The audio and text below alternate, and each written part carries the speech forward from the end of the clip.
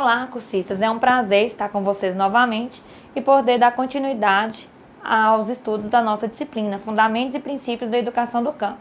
Estamos iniciando a nossa segunda semana de estudos online e mais uma vez reforço sobre a importância da participação e assiduidade de cada um de vocês nas nossas atividades e no nosso ambiente virtual. Acredito que vocês já tenham realizado a leitura do caderno didático, bem como do material complementar, e isso facilitará a compreensão dos temas que serão abordados na nossa videoaula de hoje. Vamos iniciar a nossa videoaula com uma mensagem, que no caso será a mensagem da semana e servirá para vocês refletirem. O trecho da mensagem de hoje é da autora Cora Coralina. O que vale na vida não é o ponto de partida, e sim a caminhada. Caminhando e semeando, no fim terás o que colher. Com uma nova semana pela frente, vocês podem definir os objetivos que desejam ver concretizados, e com eles em mente, resta acreditar para ganhar motivação e lutar para que aconteçam no seu devido tempo. Cada dia que temos pela frente é uma oportunidade para conquistar e conseguir uma pequena conquista. Se formos persistentes, nunca desistirmos. No final de tudo, veremos que sairemos vitoriosos das batalhas. Então eu desejo a vocês uma excelente semana de estudos em busca de novos conhecimentos, saberes, experiências e me coloco à disposição de cada um para o que for necessário. Afinal, estamos juntos nessa caminhada. Nesta nossa segunda videoaula, nós trataremos dos seguintes assuntos: trabalho como princípio educativo, a luta concreta da escola do campo no contexto do sistema capitalista e, por fim, qual é o papel da educação e do educador no confronto entre os interesses do sistema capitalista e da educação trabalhadora do campo. O objetivo dos nossos estudos é promover a socialização e a reflexão crítica dos temas que estão sendo trabalhados na nossa disciplina. Vocês podem anotar as dúvidas que forem surgindo no decorrer da nossa videoaula e postá-las nos fóruns que posteriormente discutiremos a respeito. E dando continuidade aos nossos estudos, vamos abordar a questão do trabalho como princípio educativo. E para isso vamos citar o autor Ciavata. Segundo Ciavata, a relação entre o mundo do trabalho e os processos educacionais escolarizados tem origem recente na história da humanidade. O trabalho sempre foi uma atividade separada da atividade da escola. O primeiro próprio do mundo do fazer e da servidão, e a segunda própria do mundo do saber, das atividades superiores do espírito. A separação entre escola e trabalho, ou entre educação e formação, se constitui em uma das causas de um processo histórico que condiciona a forma de submissão do trabalhador às ordens do capital, ou seja, a educação que distancia educação e trabalho é uma educação que subordina, que não emancipa e que vai de encontro com a condição de ampliação do capital. A separação do homem e dos meios de produção aliena o trabalho e estrutura a sociedade de classes. Essa separação sintetiza um processo maior que procura também a redução da autonomia humana em múltiplos espaços. Na separação que se aprofunda historicamente entre viver, aprender e trabalhar, os mecanismos de dominação do capital se ampliam diante desta condição. De acordo com Marx, o trabalho é uma troca entre o homem e a natureza, e em um processo dialético onde o homem, ao se transformar, a natureza se transforma a si mesmo. No entanto, cabe à educação a tarefa de permitir aos indivíduos, por meio de metodologias e técnicas, a apropriação dos conhecimentos, habilidades e valores necessários para se tornarem membros do gênero humano. Já a formação é a forma pela qual o gênero humano se apropria desses conhecimentos e é também o resultado final deste processo.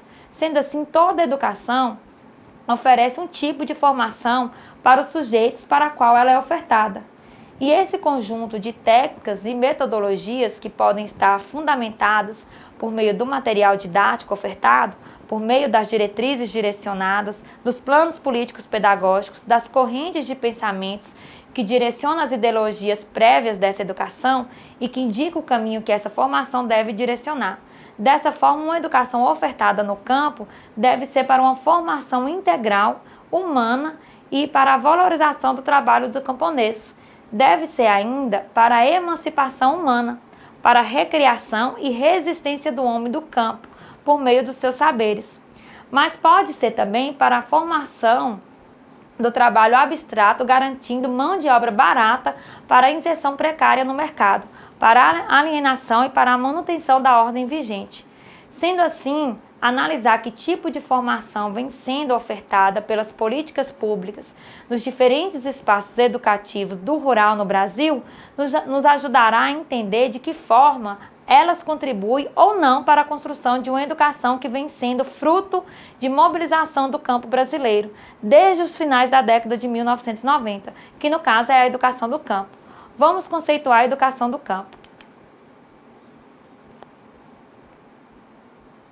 A educação no campo e a educação na qual tem como base a formação humana com vistas à valorização dos sujeitos no campo a partir de suas próprias práticas, que nada mais é do que trabalho do camponês e sua relação direta com a natureza, o trabalho ontológico. Nesse sentido, é importante retomar que o trabalho tem sido a mediação entre a educação e a formação ao longo dos tempos, assim como também... Volta para mim um pouquinho. Embaralhou, eu me perdi. Isso. Nesse sentido, é importante retomar que o trabalho tem sido a mediação entre educação e formação ao longo dos tempos, assim como também é retomado pela proposta da educação do campo, pois a educação no meio rural, historicamente, veio permeada de propostas de formação para algum tipo de trabalho, seja ele o trabalho abstrato, aquele que subjuga o trabalhador às ordens do capital, ou o trabalho ontológico, aquele que liberta o homem por meio da relação de troca harmônica com a natureza e que ressignifica enquanto homem. E a formação que tem como base esse trabalho ontológico é a formação humana. No Brasil, o desenvolvimento desigual, contraditório e combinado do capitalismo no meio rural distribui de forma desigual para os povos do campo não só a terra, mas também outros direitos sociais, entre eles a educação. A educação para o campo, por muito tempo, foi esquecida, colocada em segundo plano, ou foi utilizada para mera formação para o trabalho, entendido nesse caso como valor de troca, construindo uma massa de mão de obra barata e, ao mesmo tempo, uma mão de obra tecnicamente especializada. Assim, o sentido de formação que a educação ofertada para o campo veio tomando foi o de formar para a ampliação do próprio capital. No entanto, na década de 90, no Brasil, surge no campo uma proposta educativa que ganha fôlego a partir das iniciativas de mobilização dos movimentos sociais, na busca por uma educação que formasse o povo do campo e buscasse a valorização do camponês e dos seus conhecimentos, que no caso seria a formação integral. Hoje, a educação do campo também é construída por uma rede de pesquisadores e instituições que vem traçando um perfil de formação para essas práticas, que vão além dos movimentos sociais. Os processos educativos construídos dentro do universo escolar, na perspectiva da educação do campo, foram se aproximando e se apropriando da potencialidade formativa que o trabalho possui. A tomada de consciência dos trabalhadores de que os conhecimentos adquiridos na escola poderiam estar voltados para a formação do trabalhador foi peça-chave para essa aproximação. Outro ponto relevante que devemos discutir em relação à educação do campo são as lutas concretas da escola, levando em consideração as demais lutas da comunidade do campo. Dessa forma, vamos citar Silva, que afirma o seguinte: para uma pedagogia que leva em consideração o meio, conhecer a luta concreta da escola no contexto das demais lutas do campo, como, por exemplo, a luta pela reforma agrária, é de alta relevância, porque contribui para definir currículos, projetos, programas e orientar o trabalho pedagógico do professor. Neste contexto, e para entendermos uma das lutas do povo do campo, iremos destacar o aspecto da exclusão e como a mesma se expressa na realidade do campo, no que diz respeito ao acesso das populações camponesas à educação escolar. A função de exclusão da escola capitalista pode ser comprovada através dos dados estatísticos de entrada e permanência dos estudantes na escola. Quanto ao campo brasileiro, dados oficiais apontam que ainda existe uma dívida com as populações camponesas. Uma pesquisa realizada pelo INEP deixa evidente essa situação. Vejamos os dados. Nos assentamentos de reforma agrária no Brasil, constatava-se que 96% das crianças do campo até 3 anos de idade não frequentavam a educação infantil. De 4 a 6 anos, 53% das crianças não frequentavam a escola. E entre as que frequentavam, 52% estão no ano indicado e 48% estão fora do ano indicado para a sua idade. A mesma pesquisa mostrou ainda que nos assentamentos rurais, 4,3% das crianças de 7 a 10 anos não frequentam a escola, como também 6% das crianças de 11 a 14 anos. A partir do segundo segmento do ensino fundamental, do 6º ao 9º ano, e o ensino médio, a oferta é praticamente inexistente. Apenas 26,9% dos estabelecimentos têm turmas de 6º a 9º ano e apenas 4,3% das escolas nos assentamentos da reforma agrária oferecem ensino médio. Esses dados expressam o que historicamente já temos observado: a investida do capital a fim de destruir, desmantelar e enfraquecer todos os movimentos de lutas sociais que se dispõem a levar em frente as lutas de classes, transformando-os em organização passivas que dependem de custos e recursos e financiamentos do capital estatal e empresarial. Infelizmente, as concepções que servem de base para as políticas da educação rural têm como referência os modelos de desenvolvimento agrícola das elites, referendando o espaço rural como atrasado, não desenvolvido e também inferior. Os programas para a educação rural foram sempre elaborados na perspectiva da adaptação ao modelo urbano, sem a participação dos sujeitos do campo, quer dizer, pensados para eles e não para eles. Dessa forma, podemos compreender claramente o que significa correlação de forças sociais em uma sociedade que se organiza segundo o interesse de classes. A classe burguesa, que detém meios de produção, as rendas e lucros, e as classes trabalhadoras da cidade e do campo, cujas atividades são a única força capaz de agregar valor a algo que seja um bem natural ou imaterial. Nesse sentido, o autor Duarte afirma o seguinte: o homem, ao produzir as condições de sua existência, transforma a natureza, se apropria dela e se objetiva nela. A apropriação e objetivação gera no homem novas necessidades e conduzem a novas formas de ação, num constante movimento de superação por incorporação. Os trabalhadores do campo vêm ao longo da história humana se conscientizando de que foram excluídos da terra, do salário digno, da moradia, da saúde de qualidade, do lazer e também do acesso à educação.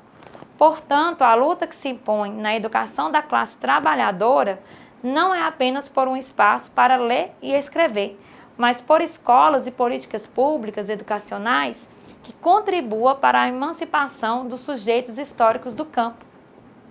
Diante desse contexto, perguntamos-nos qual é o papel para imprimir rumos à transformação social.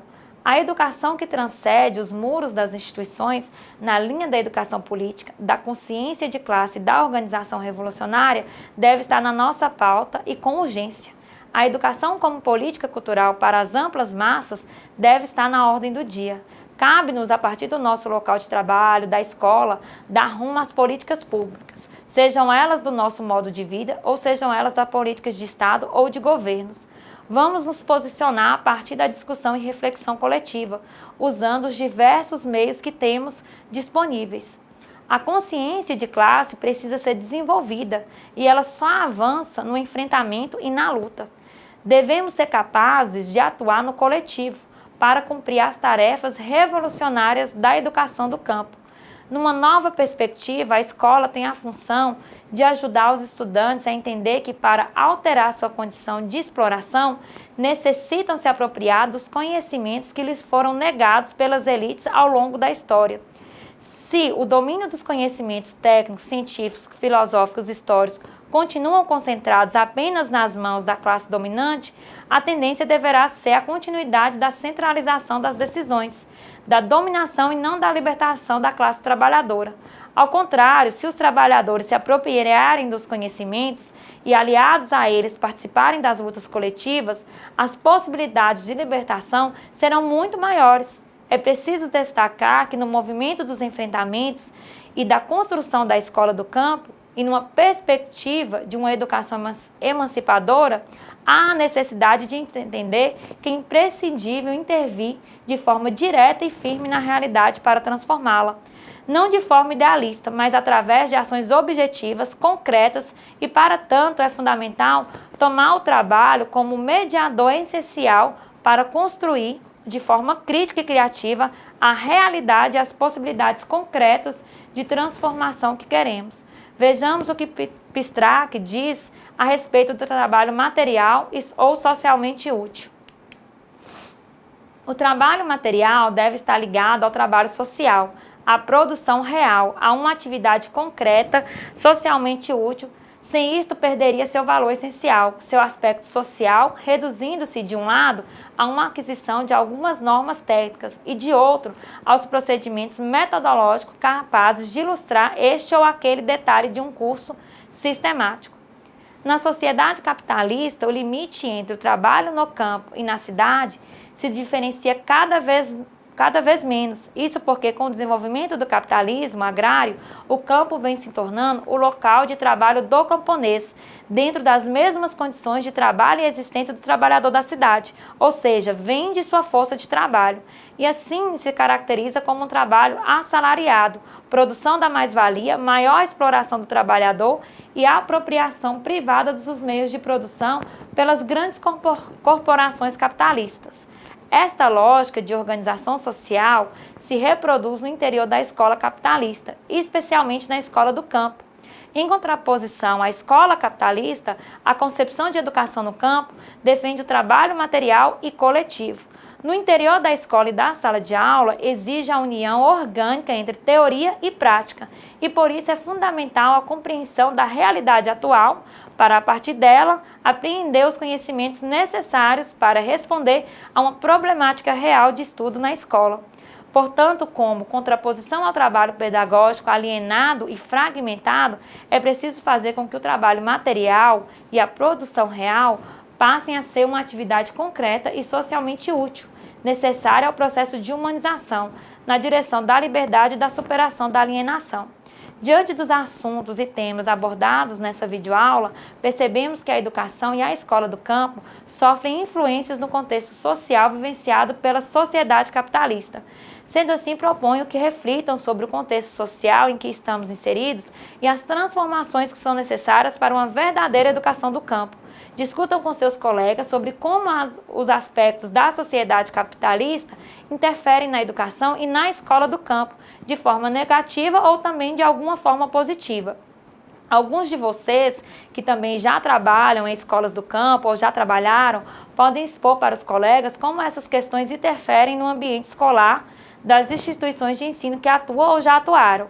É válido ressaltar que as mudanças sociais, culturais e econômicas que se apresentam hoje na nossa sociedade sugerem uma reflexão, uma reavaliação e um repensar dos papéis e da forma de gestão e organização da educação e da escola do campo. A educação visa as transformações político-sociais e são essas transformações que direcionam a ação educativa. Portanto, precisamos pensar que somos partes desse processo e podemos contribuir e transformar a nossa realidade, buscando fazer com que as interferências externas sejam trabalhadas no processo educativo do campo, de forma a garantir uma autonomia do educando, buscando a formação de cidadãos conscientes e críticos dos seus deveres e dos seus direitos. Finalizamos aqui a nossa segunda videoaula e eu aguardo todos vocês no nosso fórum de discussões. E não se esqueçam de realizar as leituras dos textos da nossa segunda semana de estudos, pois eles subsidiarão as nossas discussões. Vale ressaltar que os nossos fóruns têm como principal objetivo promover uma reflexão crítica acerca dos temas estudados e contribuir para a construção de novos conhecimentos. Outro fator importante nos fóruns é que vocês devem, além de responder os questionamentos dos colegas, ler as postagens e retornar ao fórum dando continuidade às nossas discussões. E como sempre, reforço a importância da participação e dedicação de toda a turma. Caso tenha alguma dúvida sobre alguma atividade, estaremos no fórum Tira Dúvidas para saná-las. Vocês também podem enviar mensagens por e-mail para nossos professores formadores e também para os tutores. Na próxima semana teremos a nossa terceira videoaula. Aguardo vocês. Obrigada pela atenção e até a próxima.